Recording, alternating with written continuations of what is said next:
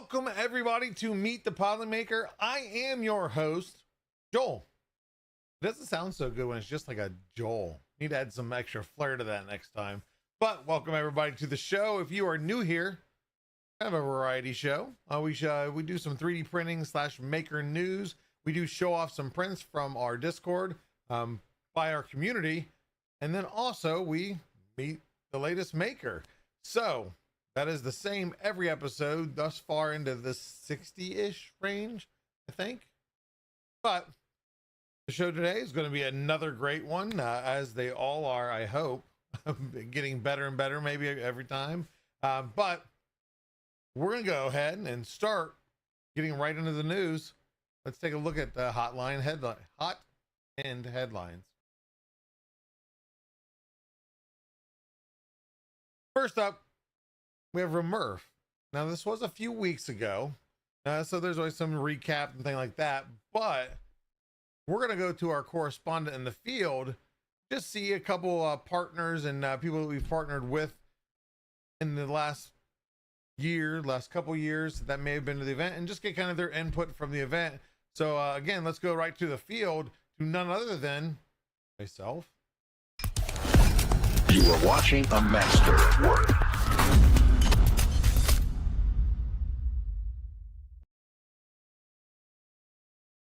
Welcome everybody to the Polymaker booth here at Rocky Mountain RMRRF Festival 2025. We always have fun things. Let's start off with our Fiberon table here. This is just more of the application use of our Fiberon materials. You can't ever forget, everybody loves the bell, but we got plenty of other stuff, our PET CF, PAC or PA6 and PA12. We also have community members Death Racer there that was modeled by them, and just colorful, showed off Pavo Paint Chroma. We have a beautiful light box, probably the best light box in the market currently, but we're just displaying community prints. That's what this table here is about. It's prints that come from partners, from community that have brought it here personally, allowing us to give it away at the end of the event, which is awesome. But just so many prints to choose from. We have prints from our education or Polymaker education channel. We got Pavo back there. We have the Big Dummy 13 scientist, the tiny bike, always in beautiful poses. And you can't forget the scientist game. It is 400 plus scientists and ever growing. Next year, we're definitely gonna need a second table. And then lastly, we'll kind of run over here quick. And then we have the latest addition to our games, and that's gonna be the Pan Chroma wall game. It's a speed reflex game. And as you can see, it is fun. People love it. They have been beating the crap out of it. And thankfully, it still works. So we'll be bringing this to the future RMRRF events this year. So if you are out and about, come by, play the game, and as always, win some filament. And that is it. Thank you guys for visiting the Polymaker booth at Rocky Mountain RMRRF. Welcome everybody back to Rocky Mountain RMRRF 2025. I am here with none other than the Pezliz, the one and the only, one of our awesome partners that we love having at these events, just to spread positivity and energy. How have you felt about the event this year? It's been absolutely fantastic. And of course, a lot of it is fueled by Polymaker. Yep. We've been able to have the maker chip table. I've been able to share all kinds of really fun things that I printed, including Hedgehog Makes we Galaxy just talked Red to Filament. Memetics, yeah.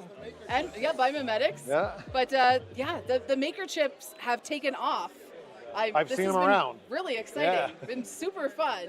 And of course, we love sharing all kinds of things, including, of course, I mean, we'll let Kevin talk about that a bit too, but Polymaker, if people were collecting maker chips, Polymaker actually sponsored more ways to win the filament giveaways. Absolutely. Which is really awesome. Chicken dinner. There you go. Winner chicken Would dinner. you like to see a master at work? Oh, we're switching over. There we go. Oh, wow. Master. Oh, I We see what you even did there. have some of the most exotic filaments making maker chips. This is full steel by Proto Pasta. Proto Polymaker. That is Polymaker. Polymaker, being one of the best sponsors there are, wants us to introduce other filaments too. They're all open to all filaments. Awesome. So Yes. on the collections and everything and designs, do you have an estimate of how many maker chips, unique maker chips made it this year? A guesstimate? I'm just over 100. Over 100 at here. this show that people have just handed to me, not that I've gone out to get. So I know there's probably more than 100 here. So it's been the biggest debuting so far. of a lot of these maker chips. Well, It's been a lot of fun. We were happy to bring you out, and you've done amazing work. You've helped us supply the maker chips. Less work on my part, which is even better. And so, the kids love it. The kids love it. Yeah, absolutely. Well, appreciate it being here. Teslas. Oh, you don't get it. Oh, come on. Always love these guys, having them here at the event. Always, again, positive energy, and they bring awesome things. So come check them out. Winner, winner, chicken dinner. Hello, everybody. We are here with Zany Maker Zach. Always, again, another positive energy, just always out there in your face in a good way. Can you tell us a little bit about what you brought to the booth today and what you're doing here at the event? Oh yeah, so I brought a few things that I like to start small on events, you know, a little bit. So I have the Just Start Dreadnought here from Sordain Publishing, a few hours of printing, just a few. The Cloud Top Tavern, which is going to be one of my centerpieces for a lot of my shows. Full interior and everything. Pride and joy. I have some chain mail here, you know, fully 3D printed with Polymaker steel gray. There we go, yep. Definitely have a little war axe here if you want to. Yes, this thing is, it's a nice hefty feel. It makes you want to just charge at somebody, start swinging, but there's regulations here, I guess. Yeah, sadly. There's Murph. There we go. But yeah, I wanted to thank you. You've always been a positive supporter online at these shows for Polymaker. You make awesome things. You have a gear with all of our signatures on it. We got the photo yesterday, so I want to tell you we appreciate it. Love seeing these events and can't wait to see the next. Definitely. Stay crazy. We are here to find the elusive zombie hedgehog. Let's see where he's at. Oh, here he is. Welcome in, Zombie Hedgehog, first partner to Polymaker. Hey, Zombie, this is definitely scripted, so how's it going? Oh, I'm going great. You know, I'm taking a lunch break here, enjoying the event. It's been fantastic. I had such a good time here. Absolutely, and we're not at your table right now, but what are you displaying? Is there any certain colors that you're displaying at your table this year? Well, I'm wearing it on my shirt. I'm displaying my Hedgehog Makes Galaxy Red PLA, of course. I have my full table right over here. We got lots of cool things here, such as... It seems like a lot of red. Filament, yeah. So I designed this special color filament. It's a unique blend of red. Straight from the rainforest? Sure. Yeah. I got lots of cool displays here. I got a 3D printed 3D sets truck that I've been driving around the event. It's been a huge hit. Deposition audio speakers. These have been playing a little bit. Violin, people have been playing that. So the idea is that, hey, you can make really cool functional things with PLA, and it looks really good in Hedgehog Makes Galaxy Red PLA, available at Polymaker. I'm going to have to agree with that. Yep, amazing filament. You've been a great first partner from the very beginning, so we appreciate your support and a very large support this year on your table for the filament. So awesome. Thank you for coming. Nice seeing you.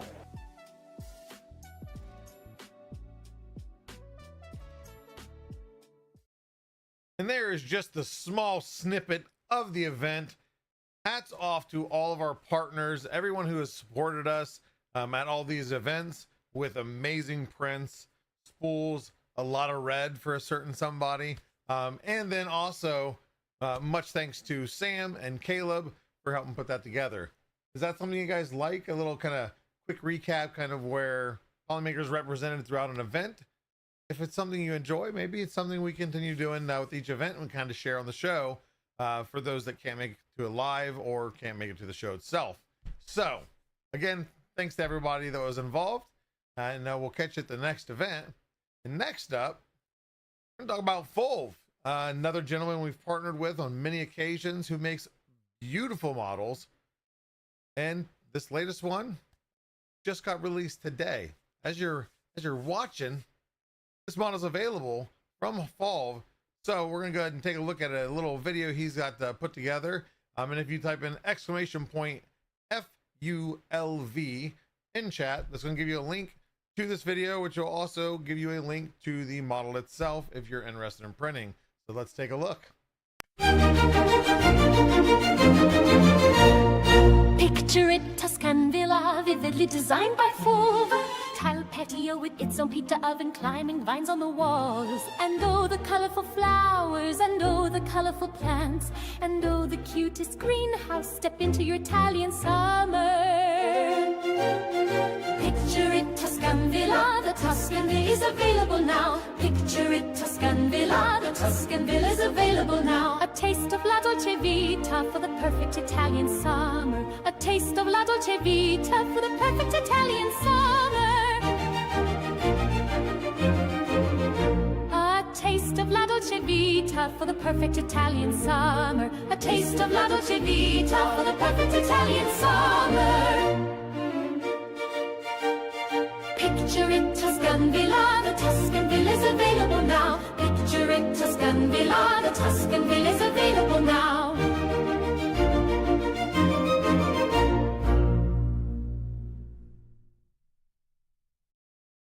And there you guys have it. Always creating fun videos for his new models as they come out. And this one, again, is no exception to the beautiful models that he's made in the past.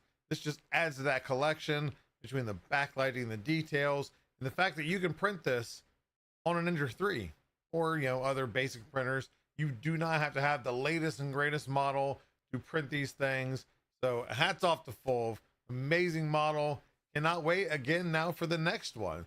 He's always pumping them out. So what's next? We'll see. And then we have some science and news, as there often is with 3D printing. And this, again, no exception also, is 3D printed uranium carbide, which can be used as a nuclear fuel component. We talked about last week on the rocket fuel of the fact that you can 3D print solid rocket fuel. This is along those same lines, but they use DLP resin printers with uranyl ions and carbon, I think is how it's pronounced.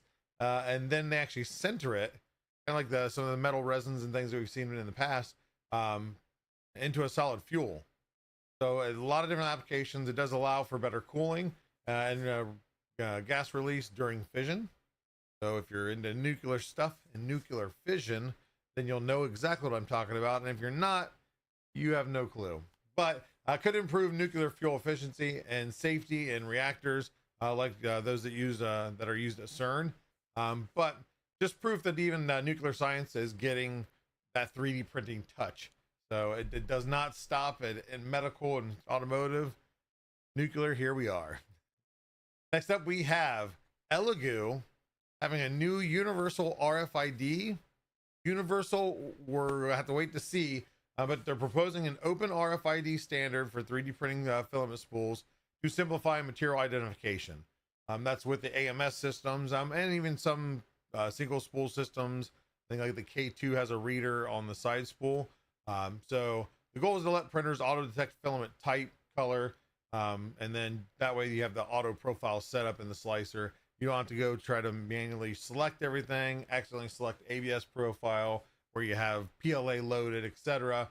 But if adopted, it could allow filament spools to work seamlessly across different printer brands, not just a certain other printer brand that's got everything's kind of fenced off. This challenges proprietary systems again like that lock users into brand specific materials. But they've posted the draft standard on GitHub and they're asking the 3D printing community for feedback. So this is the first mainstream company that's done this, where it's open like this. So could this become the new standard that everybody adopts and kind of get a universal feel for automatic detection? Time will tell. And last but not least, we have Hey Gears. So for those that aren't in resin, probably have no idea who Hey Gears is. Hey Gears are it? Not sure how you'd say that. But this is their UltraCraft Reflex RS Turbo, which is a new updated revision of their Reflex resin printer, which from everything I've read and reviews I've watched was really good resin printer. This should be no exception.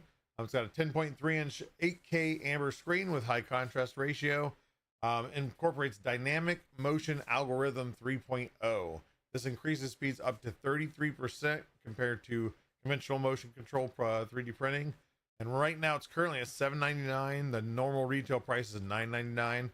I have a feeling it's just like all the other 3D printing websites that we see is this is the price and it's now reduced down to $7.99, where $7.99 is really the regular price.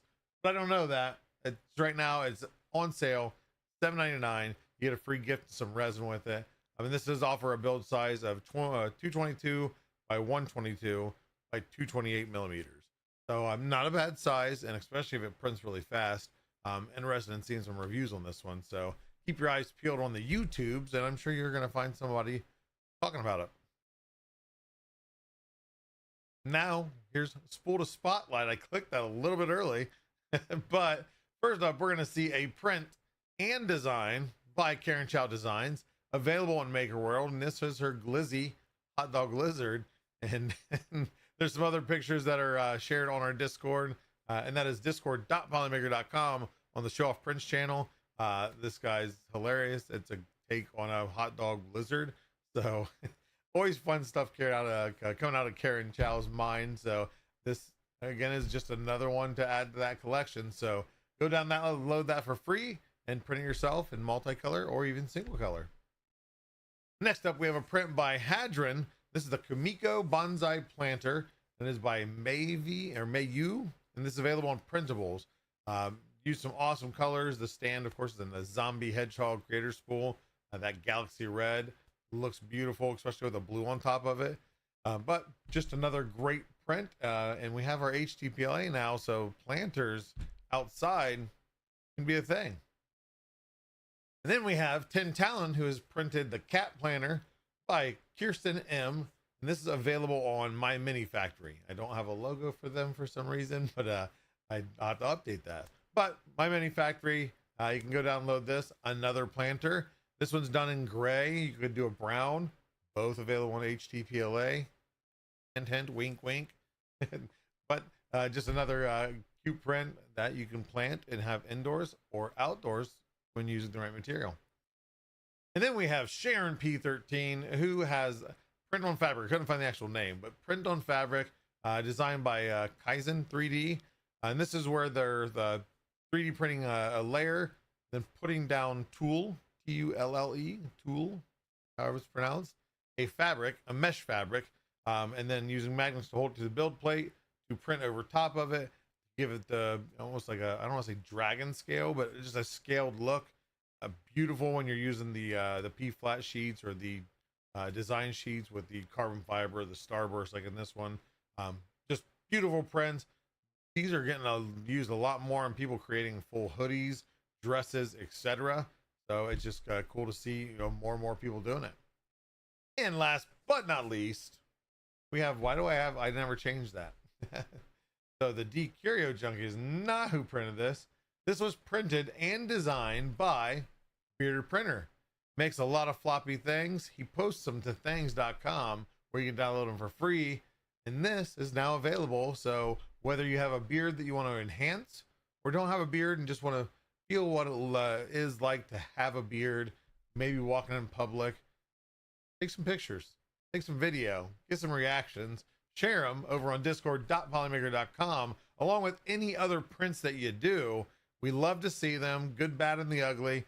Post them away and you might be featured on the next show. So thank you everybody for sharing. We're going to take a quick commercial break and then be right back here to meet the next maker. Stay tuned.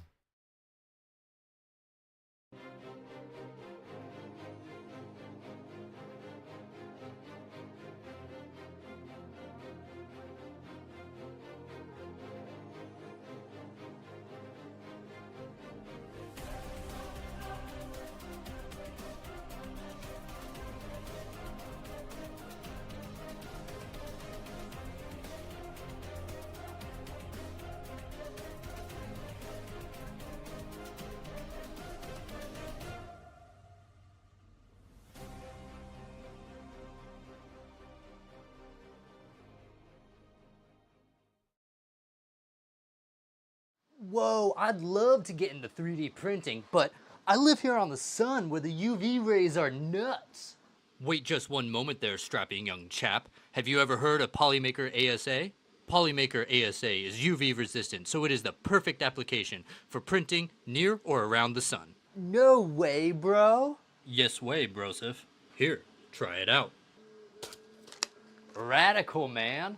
If you need a weather-resistant material, make sure you check out Polymaker's ASA. Printing on the sun is no problem at all with Polymaker ASA. Imagine owning some of the best songs about 3D printing this Discord has to offer. Polymaker presents 3D Printing Hits by Silverback and Little D, the best renditions of some of the greatest hits of all time. Hits like Hallelujah,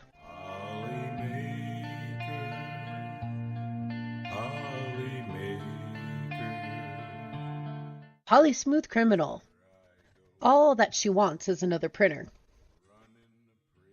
Print Away, There you go. Print away. Still the TD1, All About That Bag, No Stabbies, and Polyman. It's a file tonight. We're all in the mood to see it extrude, 'cause you've got your printer tuned right. Reserve your CD today with a special TV offer by going to polymaker.com and paying $39.99. Have your credit card ready. Seriously though, this music was a joke. Go buy some Polymaker.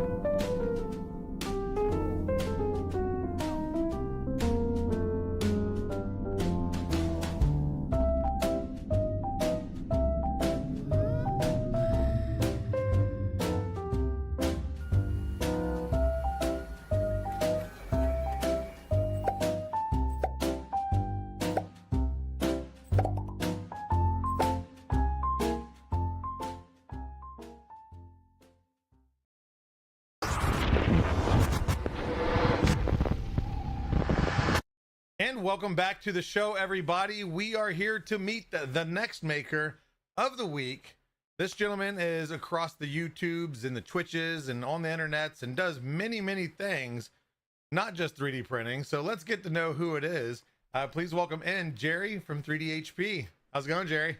Hey, what's going on, Joel? Thank you for having me. Hey, no, thank you for coming on. I know we kind of talked prior to this, but you have plenty of things that you can share, kind of what you do, and it's not just 3D printing stuff, but we'll kind of get into it. But real quick, for those that don't know you, maybe haven't caught one of your streams or one of your videos, who are you and what do you do? Well, I live in Las Vegas. I've been retired for 11 years from construction. I was a union laborer on the strip for many, many years, doing many different things. And I retired, and rather than sitting around and drink and gamble and go out all the time, I'm like, wow, let's get into 3D printing. And I was on a Creality website. That's back when the CR10 first came out. It had probably been out for a month. And there's a man in the UK by the name of Kevin Sharp. He had some really killer prints from a designer called Sanix. And I'm like, man, I want to do that. So then I ordered my first CR10. And I was amazed at this little print I did. I was amazed at how big it was, which actually it wasn't that big. But today's standards not so later, I'm like, this is taking too long. So I bought a second CR10. And then I had two. And I bought the second one. My wife was visiting her parents in Florida. She's like, well, see, you always buy stuff when I'm gone. But it wasn't soon after I got an Enders, and then I got a small resin printer. And it was just, real tiny little Elegoo resin printer. And then, yeah, as you can see behind me, I mean, I've got boxes and boxes of stuff in the other room because I get too much up here or it's getting kind of dated. So I put it in a box carefully, move it to another room. One of these days I'll put it on Etsy. I might paint it. I might do something with it. But at that point, it just kind of builds up. My grandson will come over once in a while and, hey, Grandpa, can I have that? Can I have that? Everything, usually yes, but not everything. A while back, he came over, Grandpa, I like Master Chief. Can I have it? No, you can't have Master Chief. And some other things are just sentimental value, or you just had so much time in it. Like, no, that like this turned out so perfect. This has got to stay. Just certain things I like. I mean, everything can be replaced. If something ever happened or everything, I mean, there's no tornadoes in Las Vegas, but if something happened to everything, as long as my animals and my wife are fine, that's all that matters. So I mean, everything can be replaced, but absolutely, even if it's not 3D printed, 3D printing just makes it easier to replace. Yeah. So now, go ahead. I was just going to say is, of course, I mentioned in the beginning that you do 3D printing, but of course you do other stuff. So was that transition all started with 3D printing and then you just kind of fell in love with the tech, or has it been something that you've kind of always enjoyed doing, testing the market? Yeah, 3D printing, I've always enjoyed doing statues, superheroes and things like that. I used to be a heavy gamer when I was before I got into 3D printing. And then when I first got into 3D printing, I'm like, you know what? The first thing I want to make, which I didn't do it, I want a Stormtrooper helmet from Star Wars.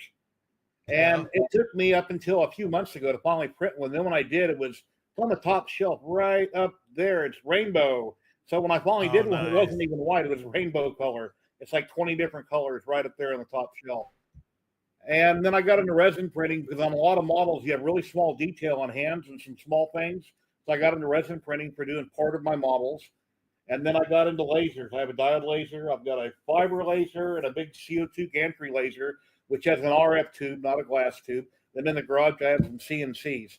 I review for different companies occasionally, but I try to only review things that I actually want to use. That way I can continue doing content. When I first got into diodes, I was taking on a lot of diode companies. And I would do a couple of videos, and then I would throw it on Marketplace half price and get rid of it because who needs 20 diode lasers laying around? It just built up, and I have too many. Get rid of them. So now I try to only review things that I actually want to use. Then I can continue doing content over time. And then I started having maker hangouts, and I've been doing that for probably about 5 years now. I used to interview people and have maker hangouts, like Joe Telling. There's been quite a Chris Riley, Michael Teaching Tech. There's been a lot of people I've done one-on-one interviews like we're doing now, and then I would have a weekly maker hangout. But a lot of those people have also dropped into my weekly maker hangout. Sam Prentice used to be a regular, but he's been really busy lately. I haven't seen him too much. Scott with Edge 3D pops on almost every week. It depends what he's doing. Michael with Teaching Tech. If I contact him like every 6 months or so, I know he's really busy down in Australia doing his own thing. He'll always pop on occasionally. Chris Riley occasionally. I've had many makers that pop on, and everybody out there, if you're into the hobbies, into 3D printing, resin and lasers, on Saturday, 12 p.m. Pacific, YouTube, Twitch, you're welcome to come in on camera if you'd like to and promote what you're working on. Show us what you're working on. We keep it PG, G to PG. Anything. I don't know. Not too off the rocker, but yeah. And then what's nice too is that you have number one, multiple guests, so therefore each one has a different background, so it gives you a lot more brains to pick too. Like if you have questions, whether it be like you said, CNC, laser printing, maybe there's something that somebody does differently than what you do, and just all that extra input helps a lot, whether you're beginning or trying to get into something different on the aspect of making overall. So and then you always have some good characters. There's some crazy ones and some calm ones, and just all in all, it's a fun time to watch. I tune in almost every week. Even talk about food every week. It's usually me. I'll say something about food, and there we go, off on food, and people are like, "Oh no, not again." It's going off. No, I'm the same way. I turned. It was a kind of internal joke within Polymakers.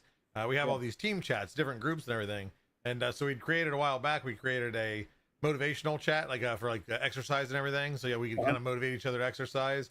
And me and then our product manager Pete.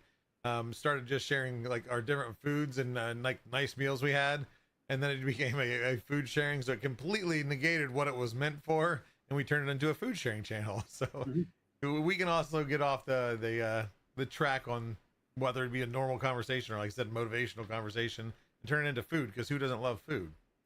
And then I believe it was back in December of last year, November, December, I contacted Polymaker and I said, hey, I want to do a life-size xenomorph alien. Yeah. So Polymaker hooked me up with 35 rolls of filament. Of course, I was getting like 5 to 8, 6 at a time. As I would use them up, then I would request more, and I printed a really big. You can't really see it, but there's a very big xenomorph alien back there. And that's an amazing print, especially. Was that the largest print you've ever done to date? Yeah. Yes. And and then after a few months, it broke at the waist. There's a bungee cord around its waist, hooked to the garage. So if the toes ever break, it's on a rolling platform, kind of cockeyed in the corner. If the toe should ever break, it could actually tip over. So I put a safety cord around its waist, and then the gloop let loose. When I had it glued, I wasn't able to clamp most of the parts of the gloop. I would have to tape them together, and evidently I didn't gloop the waist well enough. Pressured enough. Boom! It just broke and fell over, and my dog was laying below it when it happened. It never hurt her, but it landed in front of her. So then I bought some two-part epoxy.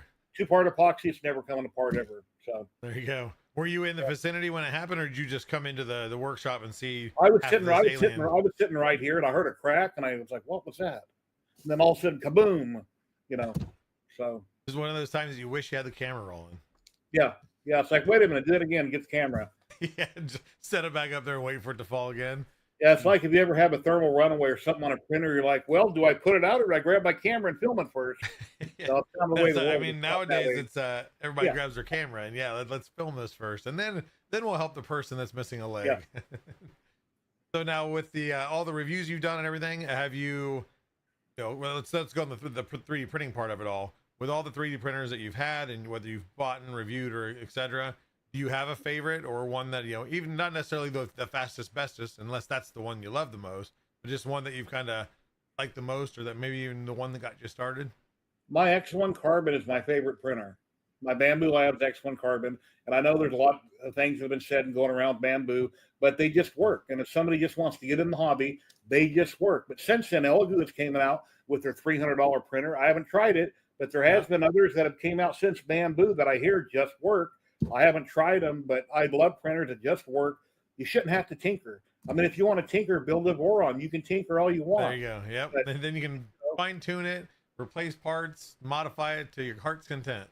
I have friends that have printers and they print a little, but they tinker more than they print. And I'm like, okay, you're not a printer, you're a tinkerer. And if you look at me, it's obviously what I do. I print stuff every week for many, many years. I see something like, oh my God, look at that. I got to have that. I got to print that. And then I do. And then I got on Facebook on like 20 pages. And I'm posting pictures everywhere. And I'm on Twitch. And then I got a TikTok. Well, Twitch? Yeah, TikTok now. I'm on there. I posted a bunch of stuff just so I kind of get my name out there. And anyway, and then on my 3D printing channel, 3D HP on YouTube, I've got around 500 videos. I've been on there for a very long time. I don't post consistently every week like I should, so the channel's never taken off like it should. Oh yeah, it's a lot about that consistency for the algorithm to pick it up and roll with it. I've always wondered, what am I doing wrong on the back end? I mean, I've known people. I've got around 8,000 subscribers. I remember when I remember when Jim of the Edutech was smaller than I was, but I don't know what I did wrong. But I have fun with it. So what happens, happens. Well, that's what's nice too. I've said that many times on this show and just on other streams and on Hangouts, is at least personally, I enjoy somebody more genuine. Knowing that you're either fascinated in what you're doing or you really love what you're doing is just that comes through the camera really really easily. So when you're just doing it because you got to do it, or hey, I don't care about this thing they sent me, but I got to review it. So this is this. I mean, you can tell it, and it's a lot more. I enjoy that type of content. It's just when you're genuine, having fun with it, and if it takes off, it takes off. If not, you're at least still having fun with it and creating awesome things. Yeah, I've had a lot of people get online. They say it's your fault. It's all your fault that I'm doing what I'm doing because I got into 3D printing, or they've seen a video or something, and then they went and bought all it takes is that little shove into the rabbit hole. And but like I always tell people, I said, if your girlfriend or your wife is upset by your new hobby, just say, hey, would you rather them out drinking or gambling? So there's always an alternative. A lot of the things your money can go into. Yeah, at least you're at home doing stuff that you love. Especially for you, being where you live is, it's all right there in front of you. Yeah, I moved to Las Vegas when I was 5 years old. I've been here for a very long time. Oh, wow. And time flies. Let me tell you, enjoy your life. If you want something, you want to go do it, do it. Because one of these days you're going to look in the mirror and you're going to go, wow, what happened? In 2 weeks, I'll be 61. It's like, wow, where has time gone? No. Now, and you said, of course, growing up in Las Vegas, everything else, you've seen a lot of things come and go, whether it be the big buildings, casinos, everything. But you said you also work construction. Did you work on a lot of the big stuff or kind of random things throughout? Yeah, the strip mainly. I've worked on MGM. I was there 3.5. I was on Bellagio 3.5 years, MGM 3 years. I was on a lot of big jobs, New York, a lot of small jobs. I used to be a concrete cutter with a machine cutting concrete, forklift driver, water truck driver, poured concrete. You know, I've done a lot of anything and everything. Kind of like what you do on your channel now, a little bit of everything is just you kind of just took what you did in real life and just put it out there on the internet.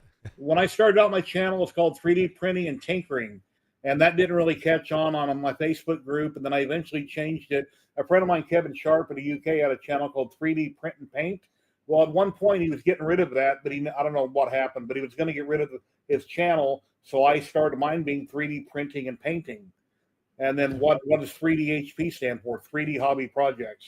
Because that way Hobby Project covers anything I could ever want to do. I can have it under one umbrella, basically. Oh, yeah. Anything you make at that point, it's a hobby project. So yeah, exactly. You get just a large umbrella. That way it doesn't corner you into one thing. Like all I do is helmets, and now you're stuck doing helmets because that's the only reason people tune in. So it's nice to have that broad range. And as far as for Polymaker, some of the best film I've ever used. It's like you go to the grocery store and you walk down the cereal aisle. It's like, how do you choose? Or the bread aisle. It's like, there's so much. Polymaker has everything, every type. And then they're coming out with more. It's like, you're kidding me. And the HTPLA they just came out with. I live in Las Vegas. It gets up to 115, 120. I'm going to print a birdhouse. I got filament on the way. We're going to see how it does outside. Yeah, anyway. Definitely, like I said, there's going to be a good use case because it either works or it doesn't, and we're pretty confident in the product. It's been pretty amazing what the team has come up with, and yeah, I can't wait. Especially being it's some shipments were a little bit delayed coming out, but everything's getting put out there. We have more on the way, even for the stuff that's sold out. But to see what everybody, the community, and everybody comes up with is always amazing because we can internally say, hey, let's print this. This is a good use case. This is a good application. Whatever, and they're cool things, don't get me wrong, but then when the community gets a hold of things and they just take it to a whole nother level, it's awesome to see what everybody comes up with. So I'm very interested in the next couple of weeks. I've never been to a maker fair yet, but I get my Social Security next July, so at some point after that you're going to start seeing me at like Rocky Mountain Rep Rap, or awesome. I'm going to start going to probably Rocky Mountain, but I don't know if I'll be there next year, but at some point I'm going to start going. I'm in Vegas. I know I'm close. I really don't want to drive 14 hours. I could fly, but yeah. And I'm currently my Box Turtle. I've done a bunch of live streams on the Box Turtle from LDO a while back. It's sitting behind me on the Sobel SV08, but the Sobel doesn't have a cutter. So I'm making a Xenomorph hot end tool head from Nadir off of Printables, and I've got all the parts. It's been sitting there for like a month waiting on me. My wife's car broke down, and then I had to do a bunch of work to it. And then the truck broke down, and I had to work on the truck, and then I had to hurry up and try to get it ready to register it. So now, today, I started building it. So soon, I'll hopefully have it up and running. I'm doing multicolor on the Sobel SV08. So that's going to be awesome. And of course, so you'll do videos on it, and I'm sure talk about it on your stream. So anybody with an SV08, or I know the SV08 Max is coming out tomorrow. Wow. Yeah, I can say tomorrow, but continuity is a few days ago. The SV08, it's like a clone of a Voron, but it's not built like a Voron. The frame is a lot lighter, but once you get everything all bolted up, it is rigid, but it's not built with all quality parts. But it's a good machine once it's put together. So I don't have an opinion on the bigger one yet. I don't personally have one. I don't know anybody that has one, but I don't either. I've not seen anybody. I think all machines should be at least 400 by 400 by 500. They come out with the Creality CR10 used to be 300 by 300 by 400, and then they started going smaller. Forever. What do you do when you're going smaller again? I like printing helmets. A lot of people like big things like a helmet, and they shouldn't have to cut it up in pieces and glue it together. So with something like the Sobel SV08, you can do it in one piece. The bamboo can do a lot of things if you position them just right. It just depends what it is, whether you have to cut it or not. I was the same way as I think probably I started with Ender 3s, and I think probably my third or fourth printer was a CR10S. And yeah, that was I noticed the same thing is, okay, I got this nice big printer. I did Mando helmet all in one print. You know, took 3.5 days or something crazy. But yeah, then like nobody was competing with the size. It was all about like the 220, 235 range, and that it stayed there forever. Like there wasn't really anybody else. Like everybody, oh wait, I think Neptune 3 Max is the first one I can remember. And I know there's other ones, but just kind of mainstream of what we've seen. But yeah, it was a weird thing. And now we're back on that uptick of we want big. We want, 400 by 400 not big enough. We need to do 500 by 500, and that's going to not be big enough. And then of course we have the Orange Storm Giga. So what's the biggest printer you have currently? Is it going to be the SVO8? My biggest, probably right now running the SVO8, but I'm working on the hot end. I've got a Cheedy iFast that I moved to the garage, but it's got a rectangular bed. It's a giant printer, but it's got a rectangular bed. So I wish people wouldn't do rectangular beds. Always do square. That way you can put larger objects on them. Yeah. Oh, I've got let's see, it's a Ziltech. I bought it from Ziltech years ago, a kit. It's a Hypercube Evolution. It's 400 by 400 by 500. That's my Hypercube Evolution. It's currently for sale on Marketplace, but it's on the print table. My wife has a Delta Q5 right here on the table. She doesn't use it much, but I primarily have three main 3D printers that I use. I had one resin printer, which is a Uniformation GK2. I had a larger Pia Poly Forge resin printer, but I thought I was getting the new GK3, and that fell through. It didn't happen, and I'd already sold the one on Marketplace. Because I'm not a person that wants 20 printers in the garage. If I can't use them, if I don't give them to somebody, I'll sell them reasonably and get rid of them because they just get older and older and older. And at one time, I had a whole bunch of enders, and I had like 15 printers. I'm like, yeah, they're all on Octoprint. Look at what I'm printing, but I'm not a business. I don't need that. So I try to keep what I use, or you another. That makes sense because I mean they can take up so much space, and I was the same way of with all the Ender 3s and everything else, and occasionally I would use all of them at once, but very rarely did I use them all at once. So I was like, I really need that many, and then of course I went further down the hole, and now at least I do use them a lot for work. I still print stuff for myself and the kids and family and all that, but yeah, they do take up some space, and they cost them money when you got them plugged in running nonstop. I never had a thermal runaway ever, and I used to let printers run 24/7. And as long as if they hit the runout sensor, then they'll sit there and pause and wait for me. I used firmware from TH3D. Tim at TH3D had his runout sensor on there, and it hit the runout sensor and pause and wait on me with a couple of days if I was at work, whatever. Come home, change the filament, and keep printing. But never had a problem like that. And now with of course you print a lot of different things, but voicing your background and kind of what you have. Would majority of what you print typically sci-fi stuff? Yeah, dust collectors. I have from Gambody. I have a USS Enterprise right there that's like 300%. I got a Romulan warbird. I think it's up there in the middle. Then I got a Klingon bird of prey, which is right over here. You can't see it. And they're off of Gambody's website. They're like 300% or something sized up. They're partially painted, not finished. It's kind of like they're so big, I got to do something with them. And people that know me know that I usually don't finish my projects. I start a project, I get so far, and then I start another project, and then another project, and then I got 20 different things I should be working on. That's kind of how my brain works. I think a lot of us are the same way. It's just we have a list of 100 projects, and it would be amazing if we could finish half of them. Yep. And my wife says, "Oh, your hobby room is such a mess. Look at Tim with DeWitt 3D. Look at his room." Yeah, everybody has a mess. You just don't see it on camera. It's off camera. Everybody has a mess. It's all about the camera angle and the lighting. Yeah. So now with all the 3D printing that you're doing currently, is there any project you're actively working on? I know, of course, you got the box turtle that you're working with, the SVO8, but any print projects that you're doing other than, of course, the HTPLA when it comes in? Well, I just got them in scale trains. The quick train story. When I was a kid, I had an HO train like a lot of people, and my dad had a sheet of plywood in my room. I don't remember how far I took it. Then I had a neighbor growing up that had a really nice N-scale set up on a big, what looked like a door that swung down from the wall. My brother built it for him years ago, and then years later, the man passed away. The house got in shambles and broke into and was completely trashed. And I had went in there because I was hoping that was still there. I wanted to take it down and keep it, and it was still on the wall, had a tapestry hiding it. I lowered it down. I brought it home here about 10 years ago, but it was old and decrepit, and I really couldn't save it.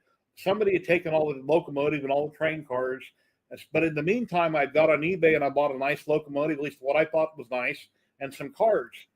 And then a few weeks ago, I'm on a live stream with a friend of mine, Sean from Klondike3D.com. Yeah, Klondike3D or Klondike.com. Anyway, he does build what they call modules. And a module is kind of like a wooden box. I done a video on it about a week ago. And once you print all these up, the train goes in an exact precise position on each one. You can build a scene, a mountain, whatever you want on the different modules. And if you're involved in a club or you're going to someone's house for the holiday, instead of that, you can't take a board or a sheet of plywood with you, but you can take a module. You can take these smaller modules, which you could have had in a suitcase or however you want to protect them, 3D print a box, whatever it takes to carry them. Once you get to your location, you just snap the track all back together and you set up your modules with someone else's or yours. And it's a really cool way to have a nice train set. And it gets me started in the hobby. I'm into 3D printing. I can 3D print tons of stuff. I was on printables. I got a really cool water tower. I'll show it to you in just a minute. But yeah, it's something really neat. That's something else I'm getting into. My wife's like, not more another hobbies. Yeah, more hobbies. But I'm into lasers. I'm into resin. I'm into 3D printing. I mean, I have all the everything. tools you need to make an amazing setup. Exactly. Here's a water tower. I'll show you. Yeah, and that I think the module stuff is definitely going to be cool. It'd be cool to see I'm sure they have kind of a rep style events or get-togethers, is to see a lot of people get together with modules and just make a gigantic diorama. Oh yeah, no, that looks awesome. Pan chroma. And then after I vertical like that? Huh? Yeah, I printed just like that. I used organic supports, and they were hard to get off of it because I had to carefully try to cut them because they broke for the cross pieces. There's one brace right here that broke on it, but yeah, it came out great. And here's a little house. Just a minute, Nikita. That's also pan chroma orange. Yep. Of course, I got to prime it and paint it. Here at Cracker. But there's so many things you can get out there. I mean, some you can buy, but most things you can, if you can design it yourself, because there's so much design software out there that's free. Even Tinkercad is very basic. You can design and print almost anything you want and make whatever you want. A lot of the Tinkercad too, and I think they've even added to it, I say recently, but it's probably months ago, is more shapes that are in the library. So you don't have to necessarily go through and create this sphere and stretch it oblong and trying to get, there's a lot of different things you can just kind of throw them all together and do like a sandbox and just manipulate them, move them around, and make pretty awesome things. What else do I have that I can show you real good? Well, here's a resin print. Well, here, let's go pan chroma. And now, and I know you said too before, and I've seen you, it's painting. Is that anything do you enjoy painting, or is it just something you do more to finish something off if it looks too plain? I enjoy painting. I'm an okay painter, but I just don't take the time to paint. I wound up moving all my stuff to another room. I'm an okay painter. I'm not a great painter, but I'm not a bad painter. And I'm good at painting. Like on the top shelf, you can see some Star Wars heads and stuff. I painted those. Yep. I think I'm an okay painter. There's Ripley from Aliens from Wicked 3D. She's on the power loader. Remember the yellow forklift thing you walk around in? The big thing. I've seen somebody make a suit of that, which is ridiculous. Is that on the neon? That the trooper hat? Trooper helmet. Yeah, that's some pan chroma. Yeah, that one pops big time. That stands out among everything. Yeah, I got so much stuff everywhere, like I say, in boxes and shelves. And you got to be careful when you box everything up. If you don't wrap it, you don't want one thing to break another thing. And I don't know if I told the camera, told the people watching, but my pit droid, which is right here on the table, that's Bob. And Bob fell off the shelf the other day. I moved him over in front of the bamboo, and I'm getting in the bamboo. I'm trying to watch his legs, and I hit the front of my leg, and he went whoop onto my head, onto my back, and on the floor. No, a camera didn't catch it. No, I didn't say any naughty words, but I'll have to fix him. He's fixable. But Bob, he was just trying a little gymnastics, and he was trying to involve you with it. Yeah, he didn't land up right. So anyway, yeah, thanks, Adam. So now, is that of course multiple pieces? Is that all like snapped together, or is there glued pieces? I think some of it that articulates, correct? Oh, I think we're getting a little bit choppy here. We might be losing you here. We'll give it a second for it to come back, if you can hear me. He's been having internet problems today, so it was a risk going on here, but we'll give it a second to come back. I can hear him still roboting, so he's still there. We'll see what catches up. We'll wait for him to pop back in here, but until then, How you guys doing? Nice to see everybody's face. Not really, because there's no other faces. Nice to see your names in chat. The same support, you know, same people coming, new people coming. There's everybody. There's new, old.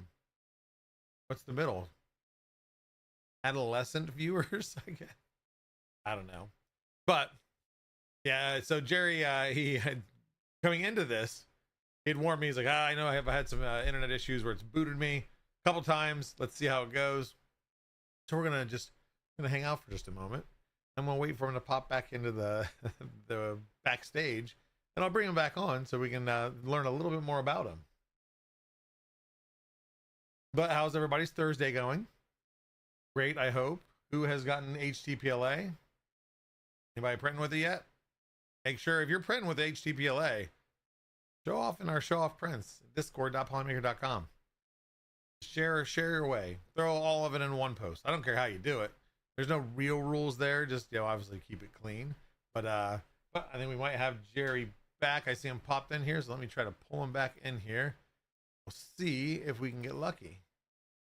Go on stream.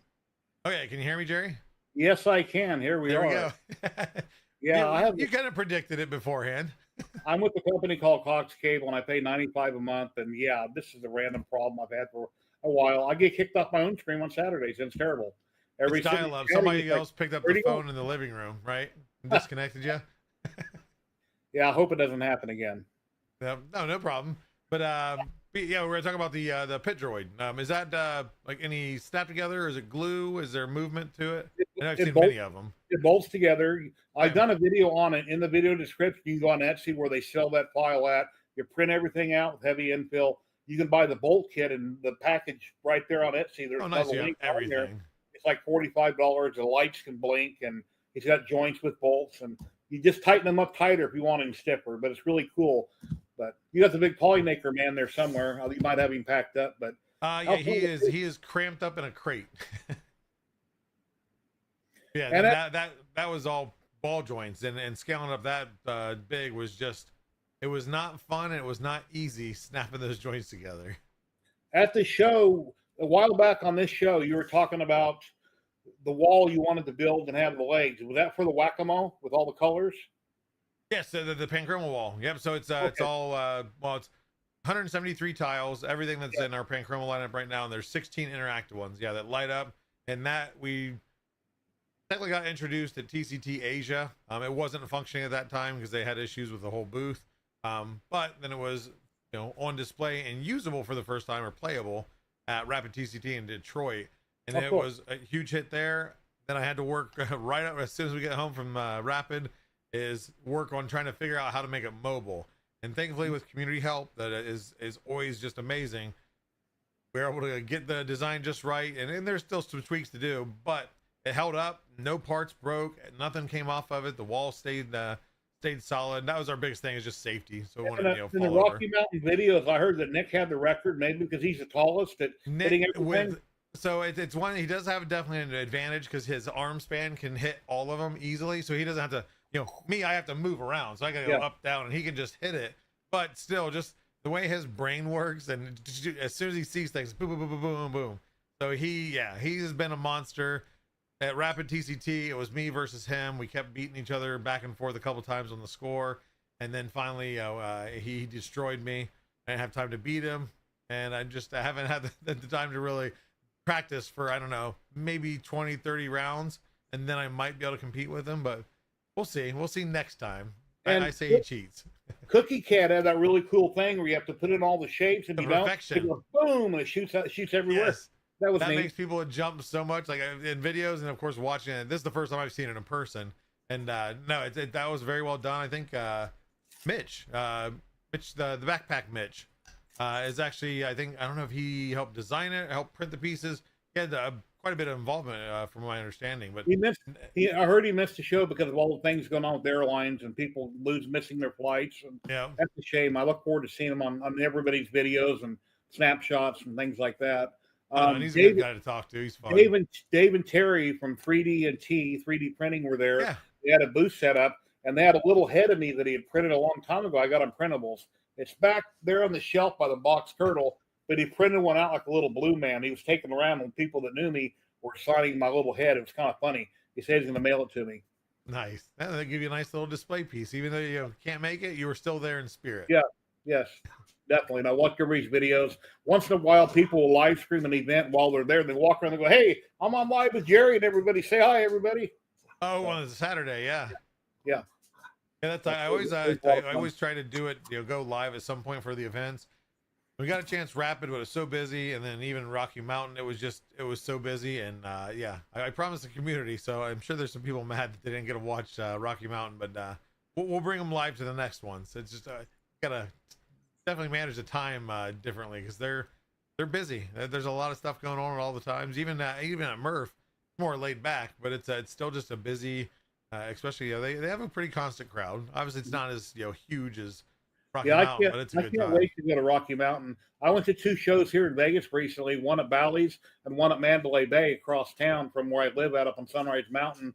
And they were about lasers and signs and things like that. And it was really cool, and I had a lot of fun. But if I went to a laser show, I would know most of the people there, and a lot of them would know me. And I know everything I'm looking at. I mean, not everything, but But yeah, majority. Yeah, you're more in the know in that area. Yeah. So now, do they have, being in such a big city, do they ever have any? I know there's not a rep route, but do they have any 3D printing conventions other than CES, where 3D printing is a small part? Nothing small, of course, CES, but I am not a large enough channel to get into CES. I went with my son a couple of years ago. When he through with his job at one of the casinos, he got me in, but the badge had the name of their company on my badge, and I was there to film with my cell phone basically for content. But no, nothing small, a small event, no.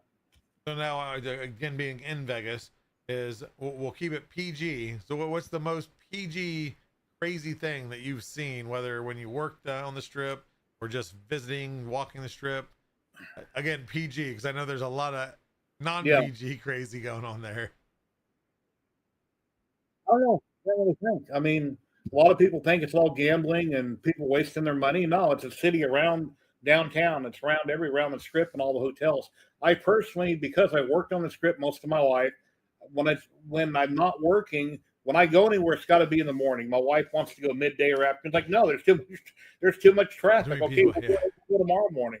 I like to go places in the morning before it gets busy because it's just so many people. But I can't think of anything really unusual. There's a lot of really cool shows, a lot to do in Vegas. You can go to the mountains, you can go to the lake. There's a lot to do. As far as I don't know what to say. We're a city like any other city, but every city's got crazy, right? Whenever somebody's live and I pop in chat, they don't know who I am. I go, "Hello from Las Vegas." Why do I say that? Because people go, "Wow, Las Vegas." That's the only reason I say it. But a lot of people would love to go to Las Vegas. That's why I say I announce myself as being from Las Vegas. So, oh yeah, no, it's a nice little. I don't know what to say if it's necessarily a hook, but it's it's interesting because then they have something, whether they've been there or want to go there. It's something relatable, like Vegas. I think everybody knows what Vegas is. Yeah, Las Vegas, New Mexico, or something. It's like I think they got a sign that looks like ours. They said, "Nope, you missed a turn off. We're not that Las Vegas," or something. So nice. Turn around. This one's not nearly as big. And I'm currently in the largest room in my house, which used to be a living room. That is my hobby room. I don't have room. It's a 4-bedroom house, 1,700 square feet. This was a living room when I first bought it 25 years ago. Then I had a pool table in here and a bar table, and then I didn't use it much. So then it became a big dining room where at the holidays people would hang out in this room. And other than that, it never got used. So I made it a hobby room. And then there you go. Right next to me, I have a sliding glass door that used to go outside.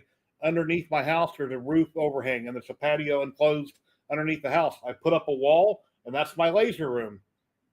And the dogs have a doggy door; they can come and go as they please. And yeah, so. And how many dogs do you have? I know you got one at your feet right now, but two? Yeah, I've got 2. I've got she's black and white. She's a black Jack Russell black lab. Okay. And then I have a nice. Sandy. My other dog is, I think I'm not sure what she is. A boxer lab pit. I'm not sure what she is. They're both random mix. They're both really good. Tomorrow I got to take them to get their shots at 7:30, and that's going to be fun because I got to take them by myself out of the truck, hang on to 2 dogs, And the minute they get inside, they're going to disrupt the whole building, and they start barking and whining. And I got to hurry up, get me back, get my shots, get me out of here. They're going to disrupt the whole building. Oh yeah, well yeah, that's my dog's the same. As soon as they smell the 800 other dogs that have been in there and hear other dogs, like, what's going on? What's going on? Where's everybody at? Let's party. They'll just calm down. So yeah, my dogs sleep with me at night. Oh, I seen a joke on Facebook that I reposted it. They said, because your dogs sleep with you at night or something, before you go to bed, go ring the doorbell and then run in your bedroom and jump in bed, get all comfy before they realize nobody's at the door. Then they come back in there. There you go. That way you can get your spot saved before they push and shove. And I talk to my animals like I do a person. That way, when I repeat myself over and over saying certain things, I think they know what that means. They usually do what I say, unless they don't want to. They're female, so it's hard to tell.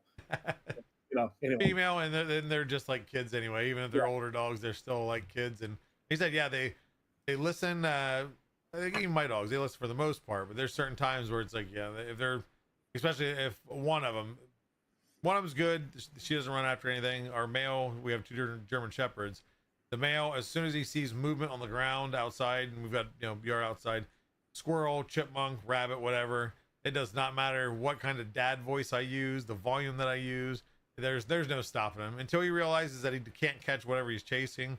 Then he'll come back. It's like, and I've never, he's 8, 9 years old now, and there's no correcting him. He's stubborn. And it's obvious I don't have a cat.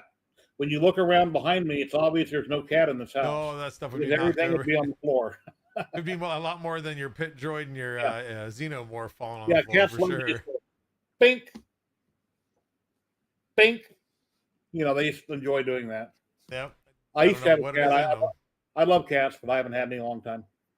So now, on where you're at, and not the docks or anything, are you like in like the busy area of Las Vegas? Or are you in kind of a calm area? Is there much going on around you? Northeast, up on Sunrise Mountain, right behind Nellis Air Force Base. So it's either dead quiet here, or I constantly have jets flying overhead.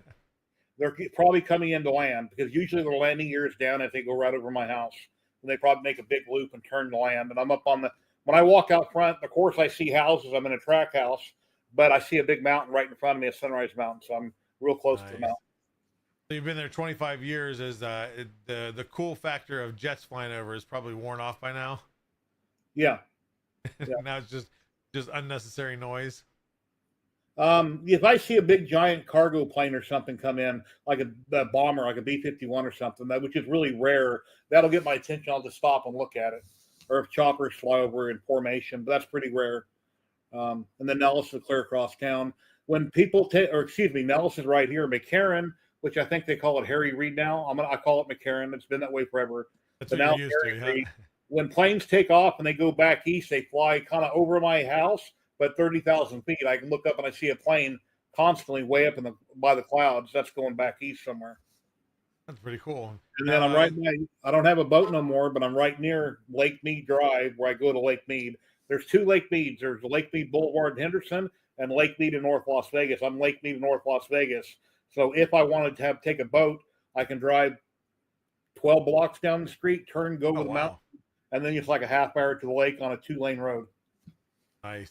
So now is Lake Mead one of the ones that's kind of been lowering in level pretty bad? Yeah. I know it sounded familiar. I know I've heard it somewhere. Yeah, back in the 80s, the spillways were overflowing, and the lake was right up to the very top of the dam, and now it's like really empty. I think at some point, California wanted a lot of their water back, and then they gave a lot of their water back, which caused the lake to drop, and then the drought and all that ever since has been going down. So what do they do about it? They allow people to build more houses. Up the street, not far from me, they're building lots of tract homes. And we have a water problem. What are they doing? It's because I think well, anyway, we're not going to go there. So. But a beautiful place for the most part. Yeah. Just a little more dry than what it used to be.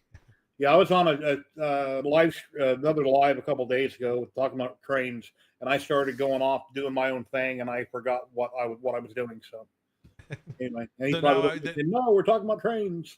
Back on the trains, of course. I know you said you got stuff laying, all over this room, and in boxes in other rooms. Do you have a designated area that you plan on building, kind of a whole setup, or are you just kind of playing with a small bit of it right now? Let's see if I can turn my camera a little bit and show you. You can see where I had the Oh, right rack that there. had filament. I had 4 racks of filament that I got rid of a few days ago. It was half a roll or less, and some really Okay. old filament from 2017. That there is all my current filament that are mostly half spools. Right below that, you'll see a table with what looks like a train area on it, and those are the modules you see. There's 3 in a row Okay, with yeah. 3 behind it. I have all the track that came in from Amazon, but it's not mounted yet. I have to mount it and then start building up each module by itself. But that's where that's going right over there. Do you have a certain stopping point that you're like, I'm only going to go this big and that's it, or it's just kind of seeing how much you enjoy it to how big you go with it? I'll have to see how much I enjoy it to see what I continue doing. But I don't know. It's hard to say. When I get my pension, my Social Security next year, and I have more funds coming in every month, I might want to take over one of the other rooms. I don't know. Deeper down that rabbit hole. Yeah, Take over the master and move my wife out and put her in one of the smaller rooms. I don't know what's going to happen.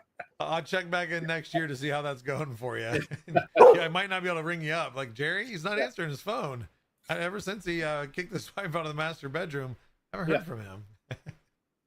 But no, definitely. I hope you the best on any endeavor you take, whether you increase the trains into the master bedroom, or maybe just loop it around the house through the walls and things. You can just make a big old system. I wouldn't do that, but I don't know what I'll do with it. I'll wait and see.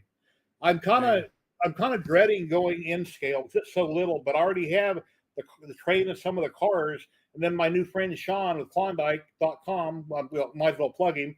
He's like, hey, I'll send you all these. You can try them out, see what you think. He's like, okay, I'll go in scale. But HO scale is a lot larger. It's a lot easier to work with than something so small. But we'll see where it goes. When I first got into 3D printing, I sure wish I would have only done minis. Because after all these years of printing things big, going, wow, look how big that is. Well, now, where are you going to put it 4 or 5 years later? You got so much stuff. I should have done minis. I might still be on one shelf. All the hindsight. Yeah, I'm the same way. Just big things, and especially with the bigger printers coming out now, it's like, oh, I got a bigger printer. That means I should print this as big as it can be. So now I've got a giant attack benchy over here. I've got 4 or 5 helmets over here. The Bingo has made her way back down here from Bluey.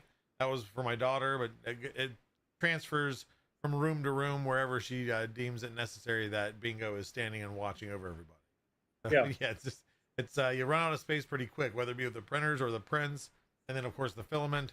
That's a whole nother story that I won't get into, but yeah, it's a good problem to have because you can have fun stuff. I'm very glad you're working for a Polymaker. You seem to be really happy. You're getting around. You're really busy, and we're very happy for you. I'm so glad that you found your calling. Oh, absolutely. That's it's the first time when somebody asks you, hey, I heard you got a new job. What are you doing? And even though I know a lot of people that like, in my family and around here, there's plenty of people that 3D print, but not a ton.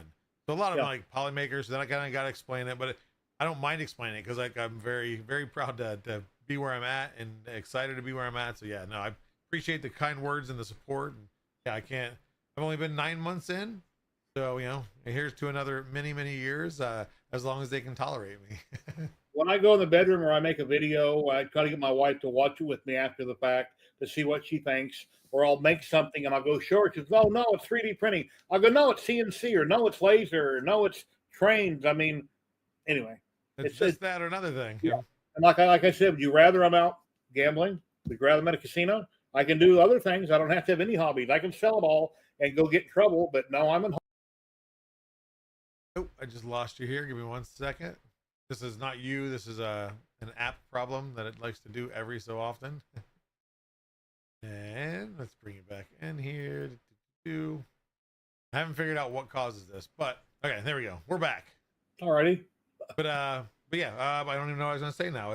Just the wife support is big. Is just especially with all the traveling I've done. She's been a rock on taking care of things at home, and she's traveled with me on some of them too, which has been nice. But I can't do the watching, like rewatching the VODs.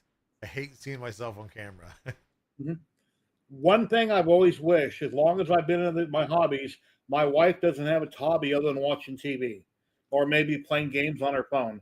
I have so many things I do. She could be involved in. She could be in my live stream. She'll watch once in a while, and she might be in chat, but she's not directly involved on camera like I know a lot of other people are. I got so much she could be doing or learning, but she's not interested. Yeah. So And that's my wife. She's interested enough to where if like she comes across something on Facebook or TikTok, like, hey, and she still asks, which baffles me, is, you know, she can recognize if it's 3D printed now. She'll be like, "Can you print this?" Like, what do you mean, can I print it? Yes. Like, why can't I print it? Like, everything's pretty accessible now. So, I mean, unless I can't find the file for some reason, but yeah. And then back to the point that you made. Why does it keep kicking him out? Well, bro, bring him back in. He can hear me, but I don't know why this is suddenly doing this. This is on me now, not on on Jerry here. But no, I was gonna say is that how you talked is there's so many other things you can be involved in. My wife, every night that she goes to bed, or if she's out and about doing things, she never has to worry because she knows I'm in my basement. I'm pretty much nowhere else. But and can you still hear me now? Yep, I can hear you. Okay. Yep. So we're getting close to the end here. So what I like to do is some rapid fire questions. A couple of first ones are the same ones I ask everybody, and then just kind of some fun ones. But first off, and it doesn't have to be Polymaker. I know we've worked together on projects, but what is your favorite filament color or surface effect, or surface effect? Blue is probably my favorite color, always has been, and surface spec. Or like Galaxy or Starlight or metallic, or just plain or matte. Probably matte finish on a lot of things. I paint a lot of things, even though I haven't painted in a while. I started getting into a lot of different rainbows and things like that I never used to like. But typically, when I first got into printing, everything was always black and white. Well, no, usually gray or a gunmetal gray, because it would show it better on camera or putting on Facebook. I never ever liked film, and it's hard to photograph white. You can never see what you're looking at. Black is hard to photograph, but silver or gunmetal gray is perfect. But and I agree. Yeah, because the white usually is washed out when you try to take a picture, and the black is just you don't see detail. You see the outline, like, okay, that's cool. But okay, so then with the aside for the filament, for all the things that you've printed, big, small, everything in between, what has been the one print that you've been most proud of? My son, I've done a spawn. It's probably 33, 34 inches tall, a very large spawn print. It was all done in PLA except for maybe the head and the hands. And that's a spawn I done for him. That was very large. I done a Paul from Alien, which is on the table. He fell over and broke twice. I got to glue his hand on. You know where he's pointing up to the sky, that Paul? Yep. I got to glue him back together. Are you sure your house isn't haunted? All your stuff falling over all the time. Yeah, I bump it or something happens or something falls over and hits that. Oh, I know what broke Paul. Last time he broke, I had him sitting on the floor, minding his own business. I took this rolling table and I pulled it forward so I could film for a video. And when I pulled it forward, it bumped Paul and he went splash. So, yeah. And that's all she wrote. Yep. And I try to use glue, but because a lot of the glue is real runny, it's hard to use glue and get it to get tacky.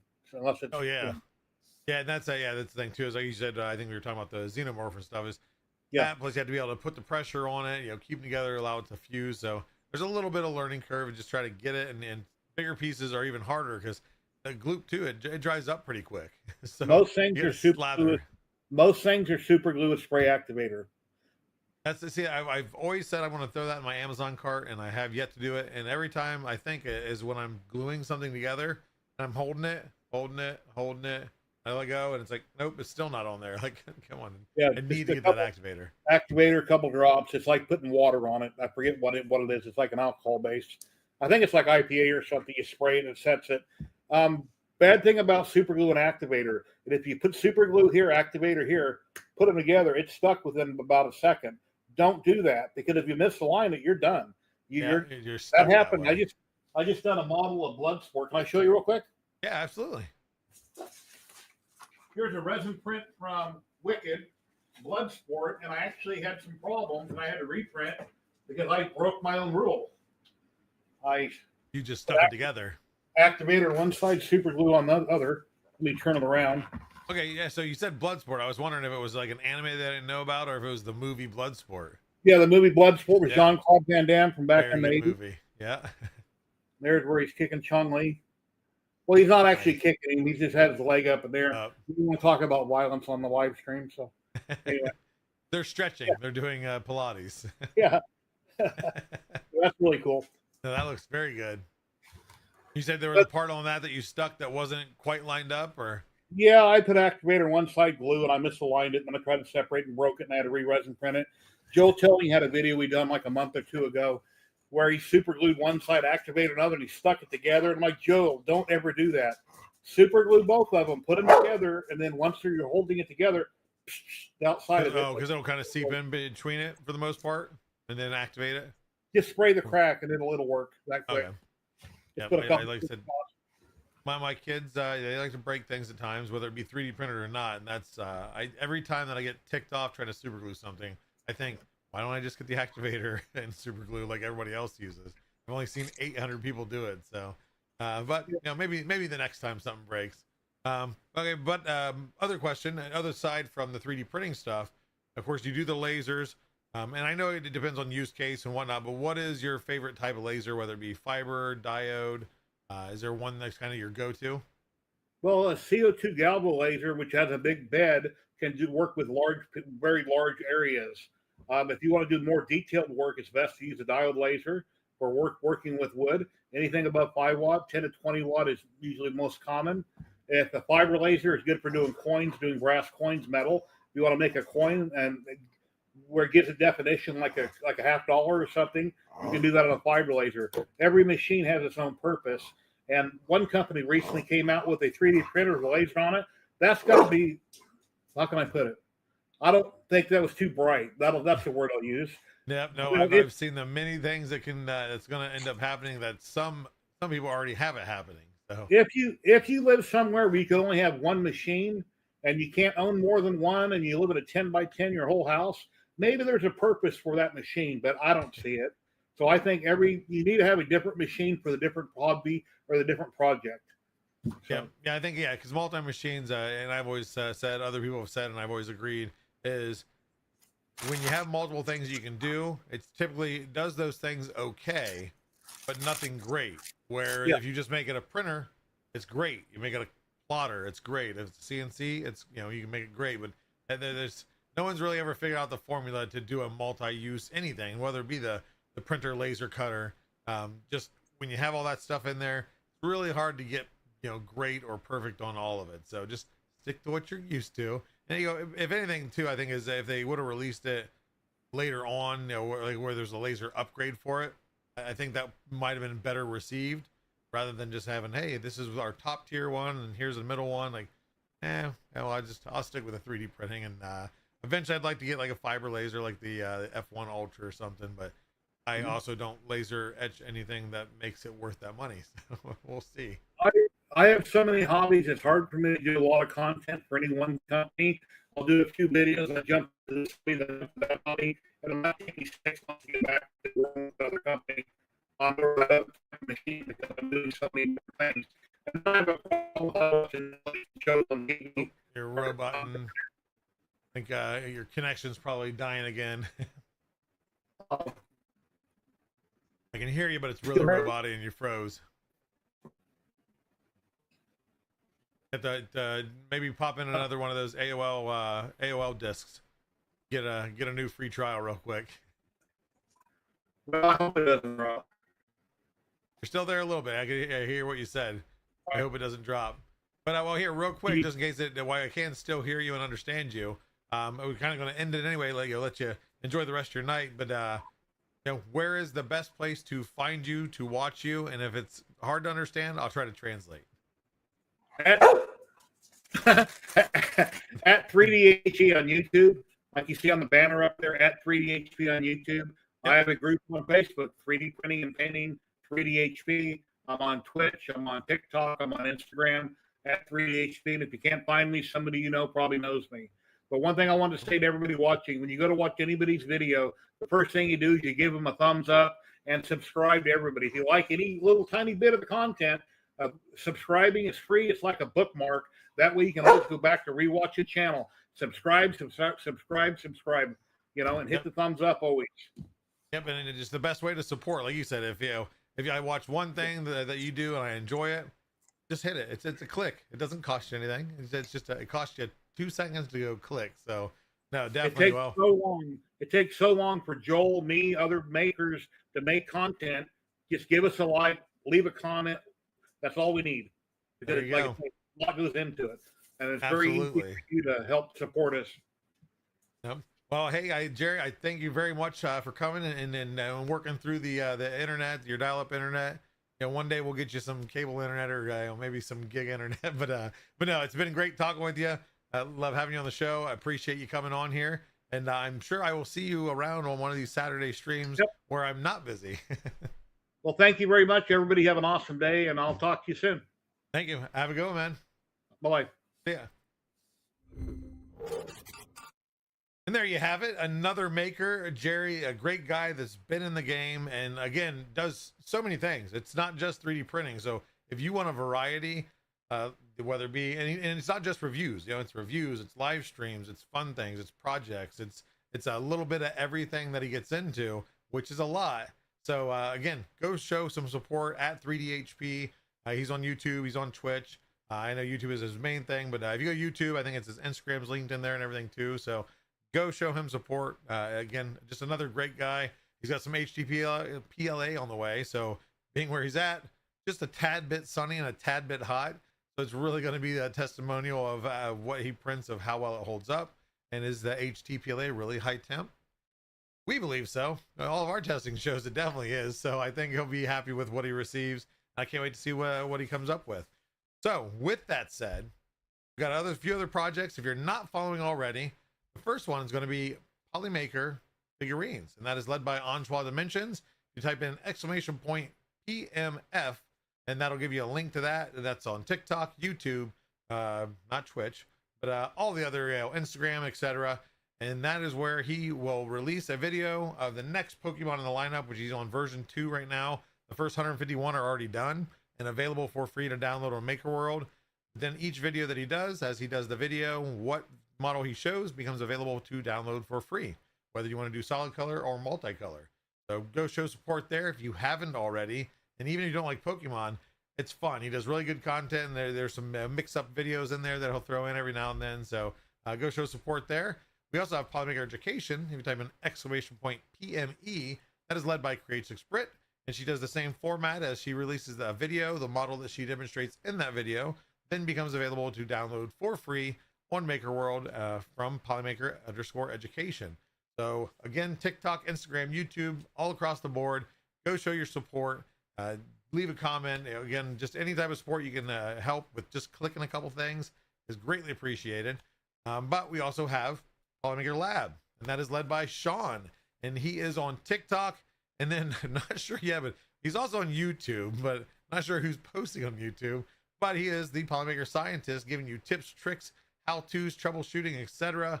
on anything that you may have encountered or may encounter in the future, all across the board in 3D printing. It's not a brand specific, it's not a filament specific, it's different things. Some of it's educational. Of course, recently the high temp PLA came out.